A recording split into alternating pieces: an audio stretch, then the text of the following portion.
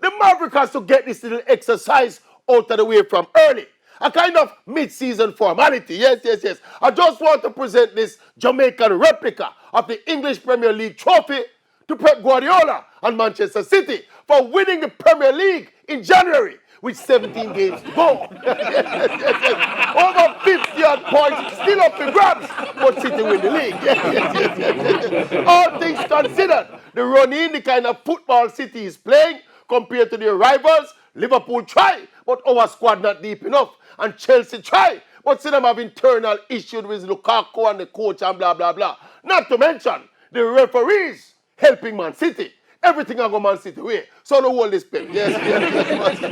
See the trophy of Pep? Yes. From the Maverick. Yes. No.